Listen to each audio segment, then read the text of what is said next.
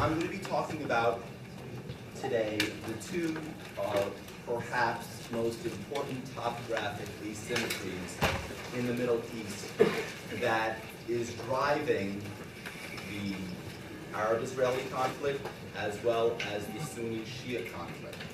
And to my right, to your left, is my Topographic Map of Israel.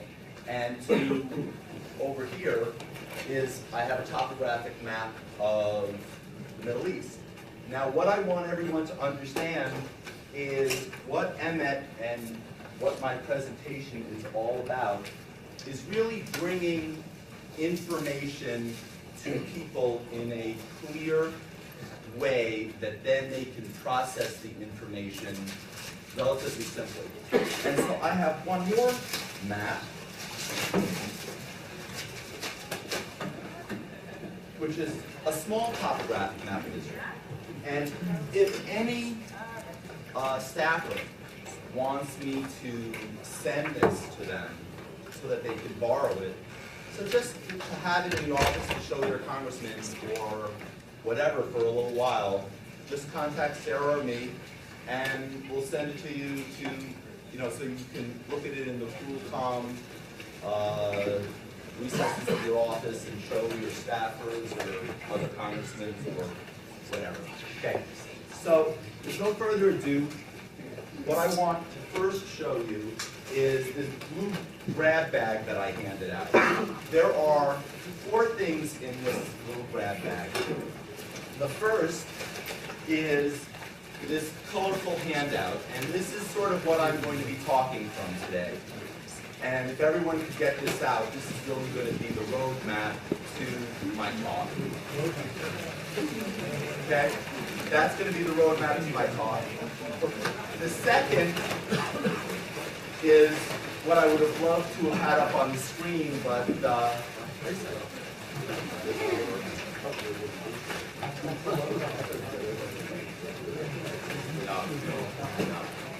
I'm gonna turn it off because I tried my best, and my best is not good enough to get this thing working. I had it working, but be that as it may, I don't need that for the presentation. It would have just been a little bit more elaborate. Okay, what is the spiral bound is really a briefing book. Now, what I mean by a briefing book is everything I'm going, and this is a color briefing book. You guys got black and white because it's at my own cost, and it's a little too expensive to color for everybody. But what I did do is I have a disc which has the color version on the disc. So what you could do is just take it, download it to your iPad, and voila, you've got everything that I was going to show on the screen, but you've got everything on an iPad that you can send to people and use or just look at, and it's a very handy thing. So with no further ado, I'll get into the real heart of the matter, so the third thing I'm going to talk about today, the first is the topography of Israel, the second is the topography of the Persian Gulf, and the third is the nuclear issue. I was going to introduce the general notion of the nuclear issue, and then Claire was going to further that, but we'll see how that goes. So first of all, the key is, if you look at this front page, the most often commented thing when someone sees my map is they go, oh, well, this is the West Bank, which they point to the side of the river over here. And I say, yeah, that is the West Bank, but that's not the West Bank we know and love. The West Bank we know and love is, and by the way, when I say West Bank, I really do not mean anything degrading Judean Samaria or vice versa. That's the term I use. So the West Bank is really this green line that extends through what is really a mountain, a small mountain range from the north of the West Bank through the spine of the West Bank down to the Negev. And here you see Jerusalem. It's like a little finger sticking out over here. And so the West Bank is really not just the West Bank. It's actually a rather significant gradient mountain range. Just to give you everybody perspective, this is the Golan Heights up here. Now, what I do is I take this little blue patch and I put it on over here so that you can understand that underneath this blue patch is 70% of Israel's Jewish population and 80% of her industrial base. So all of a sudden, you're not seeing a rather homogeneous distribution. You've got a huge crown jewel, your population here, with a mountain range over here. What I often say is that they named it the wrong name. They should have named it the West Heights. Because if they named it the West Heights, I mean, this is much more threatening to 4 million people than even the Golan Heights, relatively speaking. So you just get an idea of what it would mean. Now, how does the fact that you have this topography, how is that the driver, or in many ways the key aspect of the conflict? Well, let me give you an example. In my little briefing book over here, the first page of the briefing book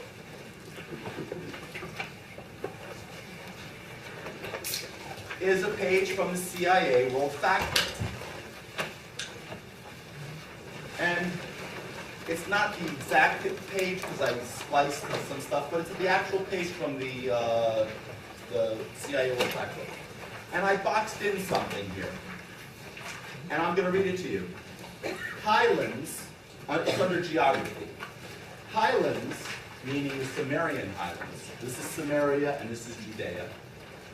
The Sumerian highlands are main recharge area for Israel's coastal aquifers. Now what is that? What does that mean? Well, it means something very simple.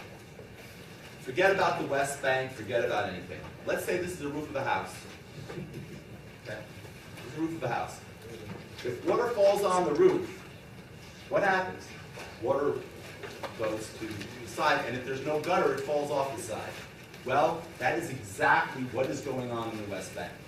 If I may, what I want you to do is forget looking at it like this for a second, and look at it instead like this for a second. Look at the cross-section. Okay? Now that cross-section, I posit, sort of echoes this cross-section that I just showed you. So now, if you, in your mind's eye, look at this is the Jordan Valley, this is the crest running north, and this is the green line, and you look at my graphic that I have on the first page, you'll see that why is the CIA saying something that's truthful? Because of the topography. And the key point is that the water falls in the West Bank and goes to pre-67 Israel. So one of the key problems that is often not discussed and neglected is if Israel were to return to 1967 border and there is no policing mechanism for Israel to be able to remove illegal wells, then Israel would be deprived of about over 50% of its water. Because not only do you have the West Bank water going to pre-67 Israel, underneath pre-67 Israel, you have saltwater intrusion from the Mediterranean. So right now, there's this like little battle going on. Salt water is pushing in, and the fresh water is pushing out. If this fresh water were taken out, the entire coastal aquifer would be salinated. Now, there's another key point here in the CIA briefing book. it says environment, current issues, adequacy of fresh water supply, and sewerage treatment. Now, what are they talking about when they say sewage treatment? They're talking about something very important, in that the Palestinians, the international community, and this building has given millions and millions of dollars to the Palestinian Authority to build water sewage treatment plants, for the exact reason that when you look at this, if you have a Palestinian housing over here and they flush their toilets, what happens? Refuse water goes downhill the same way fresh water goes down. Okay? I call it jihad by toilet. Bottom line is, they have been offered money to build sewage treatment plants, and they steadfastly have refused, except for one very small treatment plant. And there's millions and millions and millions available, but they're refusing to do it.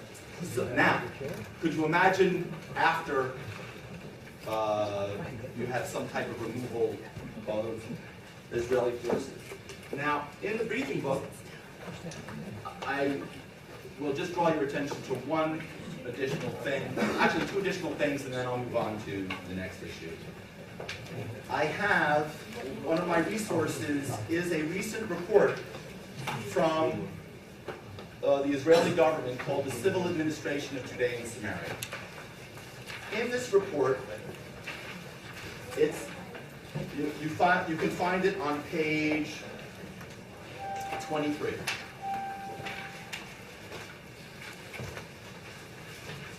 In here, and this is a very, very great resource, and if anyone has any questions, call me or Sarah, and we'll send you more information on the water issue. But here it says, the unapproved wells are all located in areas that flow westward. The illegal wells thus cut, and this is today, this report was issued like a couple months ago. The illegal wells thus cut off the flow before the water can reach Israel. This has an impact on Israeli wells in Israel, as not enough water is reaching them. Meaning there is a whole agreement on water issues that at this very moment the Palestinians are violating. And this is an Israeli government document, it's not a Langfan or EMET document. So that gives you a little bit of an idea. Now, one final point I want to make, which is on page, and just as an aside, the real key issue here is, how can you guys help? How can this building help this problem? It's very simple. You can say, listen, there is not going to be a penny of any money being dispersed until the Palestinians are forced to actually build the water sewage treatment plants that they've been given money to actually build. Okay? But as a point, this point is why I use the water issue almost as the paradigm for the peace process. On page 81, so on page 26, I'm sorry, I have an article from the Washington Post. Now, what is this article? The article is entitled, "In Gaza, Hamas rule has not turned out as many as expected." Okay? But this ain't talking about how it's expected towards the Jews. I'm going to read you the one sentence that's the key point here. The water barrels pledged by municipal authorities seem to go only to Hamas cadres. Well, gee whiz. Okay? What has happened? In fact, the only thing that has been, the only people who have gotten more water are the people by the name of Hamas who have the biggest guns. And in fact, one of the issues that is at the core of corruption in the Palestinian Authority is the extraction of money from Palestinians who have it in return for water. And that's part of what Khalid Abu Tomeh is writing about when he's talking about corruption, and when he's just been banned off Facebook for talking about Palestinian corruption. This is what it's about. And it is an anti-intuitive, crazy thing that what we've done is just on the water issue, we've empowered the most brutal parts of the Palestinians to exert a terrible, terrible force against its own people. Okay, now, so issue number one, water. Issue number two, what I want everyone to do is turn, oh, and just as an aside, if you turn to the inside page of this color, you'll see what I've done is I've really given you an ability to show someone else this topographic scene. Meaning if you look at that next page, you can sort of, you're viewing it right from here. And you're looking down and looking up the Jordan Valley. Because this is a Jordan Valley. This is where the Jordan River, and this is the East Bank. This is Jordan. But now, we're going to go to what Sarah was talking about a little earlier, the rockets from Gaza.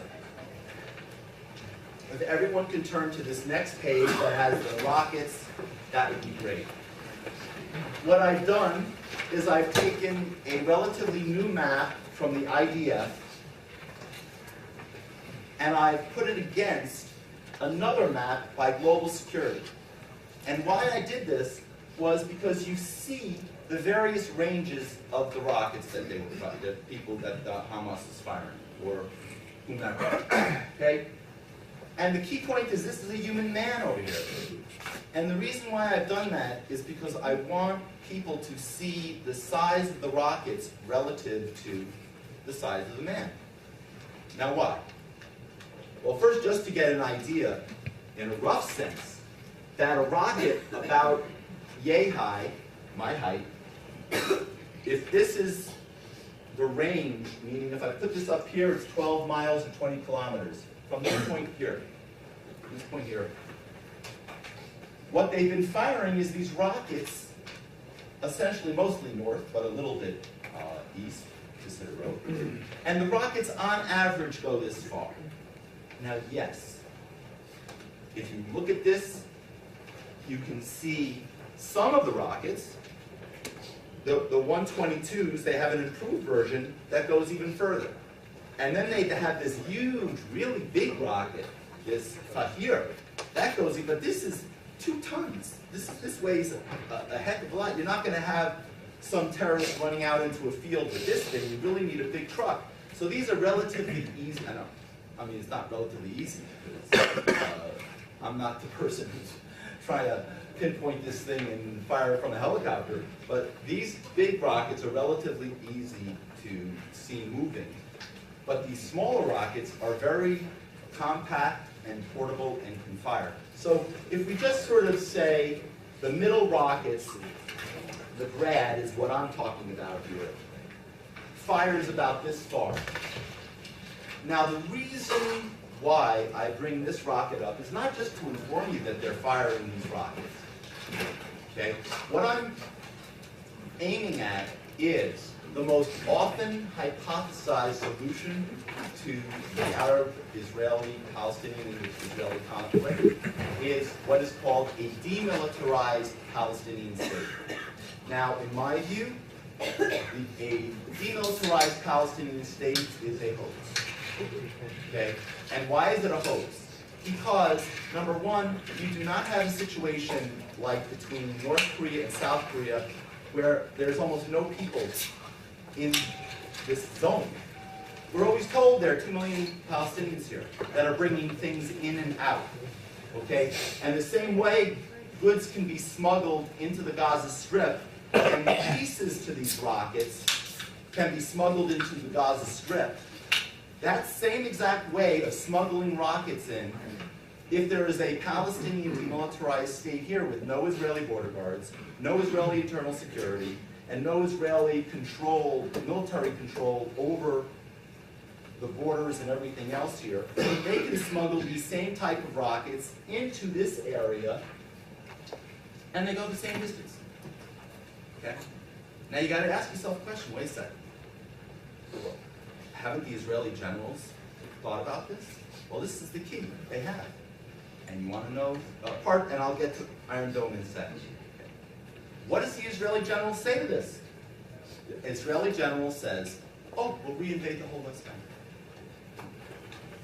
Now, if anyone here thinks that that is even a remote possibility, that's a little bit shocking. Okay. But just to give you an idea, they fired about 15,000 of these rockets, and not many people have been killed. Well, again, you have almost no population around the Gaza Strip. It's like firing a rocket from here into North Dakota. And I don't want anyone from North Dakota or South Dakota to take on it. Except, the point is, it's almost empty. Okay, so what are your chances of hitting something? Almost zero. However, if you have an Al-Qaeda firing a rocket from Brooklyn to Manhattan, what are you talking about? Okay, that's what I'm talking about. And not only do these rockets fire, you can see the damage they do, okay, on that back page. But I just give, for edification's sake, a little bit more of what these rockets do in the briefing book. And to give you an idea, they have these little things called ball bearings, because they have different types of warheads. These little ball bearings here, the size of a pencil thing. And what happens is these rockets fall, and the ball bearings go. Okay, so could you imagine one of these going in Midtown Manhattan, or in Ben Gurion Airport that's located right over here? It's a no-go. So that is the situation with Israel and the West Bank. Now I'm going to briefly talk about another subject that's dear to our hearts, which is the Persian Gulf.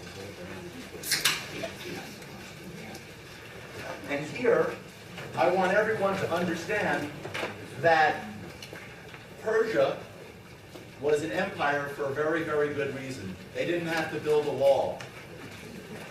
This is Persia, or Iran. And you see, it's really virtually a fortress. It is rung with huge mountains, especially on its western aspect. To give you an idea, these mountains top out at about 4,500 meters. The Rockies are barely 4,100 meters. They go up to that in about 100 or so miles. The key difference is, when you're looking at Iran on the one hand and Saudi Arabia on the other, is totally flat.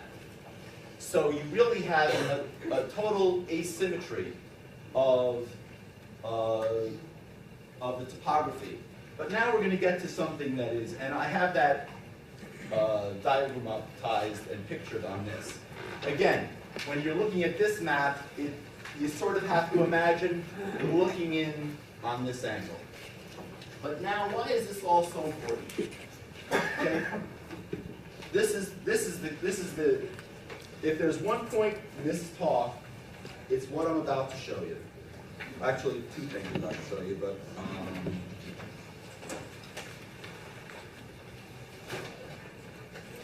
So, on the internet, you can find a map, and this is in your briefing book, and it's in your handout. Okay, this is a map off the internet that shows all the oil and gas in the Middle East. And this is the amazing thing about this thing. You think Saudi Arabia has got all this oil and gas? No. Saudi Arabia has got all of this oil and gas only in this eastern province. The rest of Saudi Arabia's got nothing. Same thing with Iran.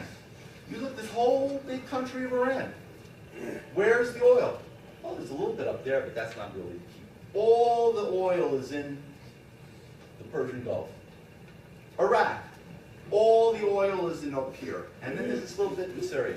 So what I did to dramatize that aspect was make another map. And all I did was I took that first map and I put a little triangle on it. And lo and behold, this little triangle, maybe 150, 200 miles times 500 miles this way, has got all of the oil, or almost all, it's not perfect, but it's darn near close to it, of all the oil that's sitting right here. Now, what this means is Iran does not have to invade the entire Saudi Arabia to get 90 to 100% of all Saudi Arabia's oil. All it has to do is just go the coastline, just sort of like a Saddam Hussein not stopping at Kuwait, okay?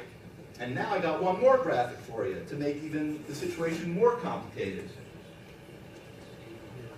There's another map by the same cartographer where he showed the ethnic distribution. And in fact, this is the Shia population.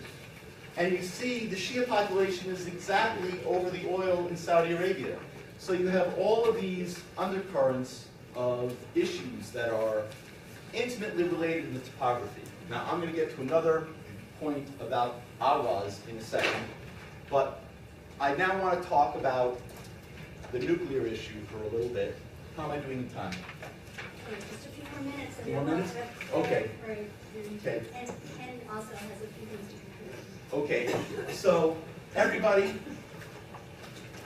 I have an advertisement. There is a certain section of the Intelligence Authorization Act. And this section is called Section 721. And it's in your briefing materials. And I'm just going to make two more points. It is from this Section 721 that I derived this map, this graph. And it's in your briefing materials on page 113. And what this Section 721 is really the open source Bible for people like me.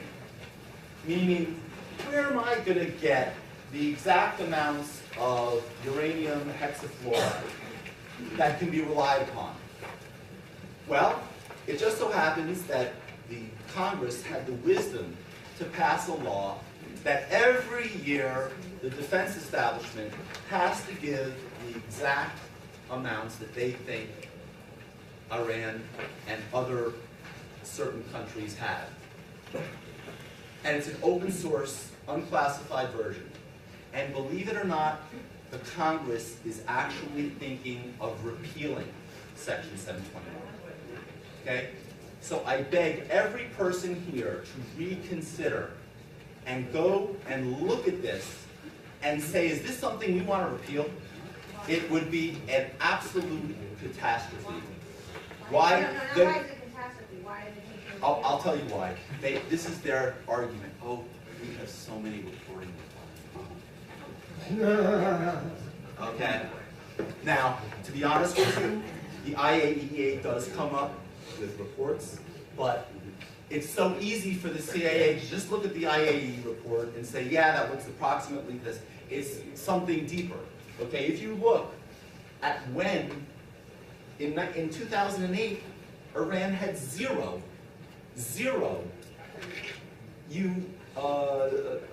uranium hexafluoride, U-235, zero. All of a sudden, since 2009, so what this graph in fact shows is the provenance, not of uranium, it shows on whose watch the Iranian enriched uranium was enriched on. And for this to be repealed would be an absolute catastrophe. But now one more issue, and then I'll throw it over to Claire. Why is any of this important? Why is Israel important? Why is the West Bank important? Why is it a strategic value? Well, many years ago, I was in numerous congressional offices, and you see me as you see me. And I'd have a congressman look at me, a pro-Israel congressman look at me dead in the face and say, listen, now I understand why the West Bank is important for Israel, but you got to help me on something. Why is Israel important for me? 20 years ago, I had congressmen telling me that their constituents were saying Israel's an apartheid state. We shouldn't spend the $3 billion on Israel. It's a destabilizing force in the scheme of things. It's the cause of all the Middle East problems. That's what I explain to me, he said. So I said, okay. So I came up with this map that's in your materials to explain it. And I just have a simple thing. First, I put the countries that are surrounding Israel. That's all I do. And then I make the simple posit that I just showed you with Katyusha rockets. And by the way, the same way Katyusha rockets, you can screw the top off and put ball bearings. You can screw the top off and put chemical weapons. Now, if anybody thinks that's not accurate, in the briefing book, you see James says exactly what I said. So, all I do is I put, and I just say, okay, if what I'm saying is true, and if what Abba Ibn, who said the 1967 borders or Auschwitz borders was true, that God forbid something happens to Israel. Now, aren't we going to get peace and tranquility? Well, let's look at that. God forbid a million times something happens to Israel. What's going to likely happen? Let's just keep Jordan out of the mix for a second. You're going to get a little bit of a bigger Syria / Hezbollah / whatever there is, the terrorist du jour, okay, up there. And you're going to get a little bit of a bigger Egypt. Egypt said it wants Jerusalem as its capital. Okay. Now, is Lebanon an independent state? Has it ever been an independent state? Maybe 30 years ago, 40 years ago. Not an independent state for the past 40 years. Are you going to all of a sudden have all of these occupying powers say, yeah, let's have a beautiful independent Palestine and move on? Not exactly. Step number 2. Israel has been protecting Jordan for the past 50 years. So, without Israel protecting Jordan, well, Jordan is not there now. So, without Israel's protective umbrella, forget about it. I've been doing this for 20 years. No one, but no one, could ever, there's nothing you can't even, there's nothing to say to those two things. Because that's all I need. Because then, all of a sudden, you have Egypt that's got 80 million people. And this is when Mubarak was around. Now, the Muslim Brotherhood, my God, the Muslim Brotherhood and the Saudis hate each other. You got 80 million people with a land contiguous border on the northern part of Saudi Arabia, where Egypt is got the strongest conventional army in the Middle East and control of the Suez Canal. How are you seeing lower gas prices in Omaha, Nebraska? Not exactly.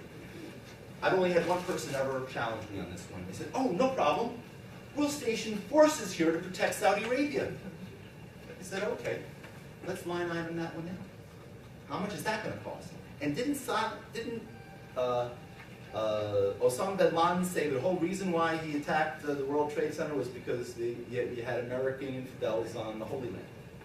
Okay, so if you look at this, all of a sudden, and by the way, I've studiously left out the Iranian arc here.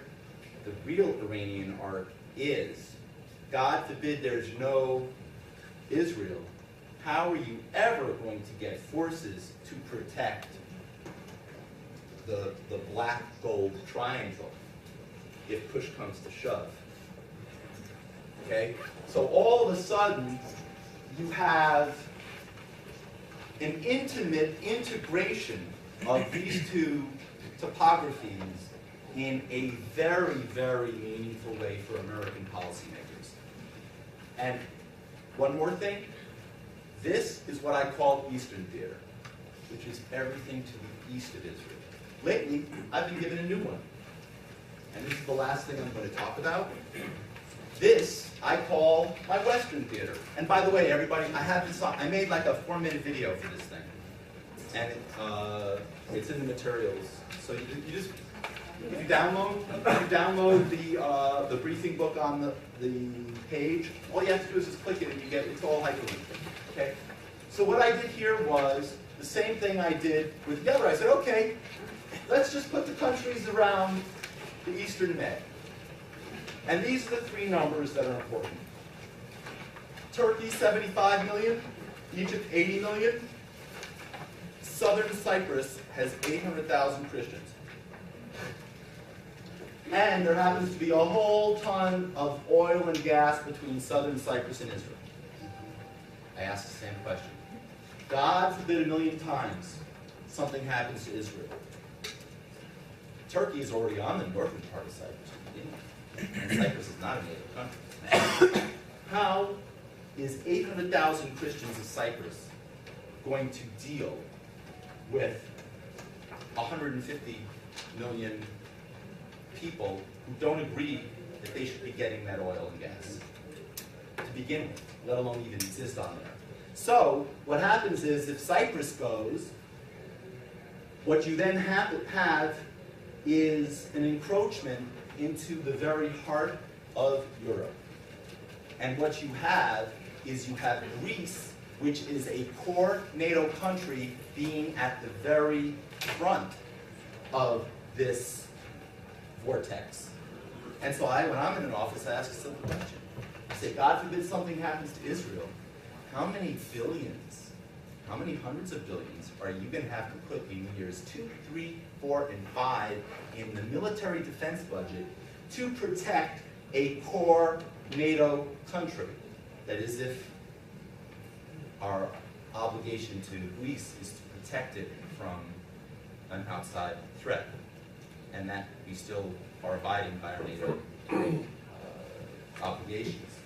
So, with that, I have a ton more, but with no further ado, I'll throw it over to Claire, and thank you.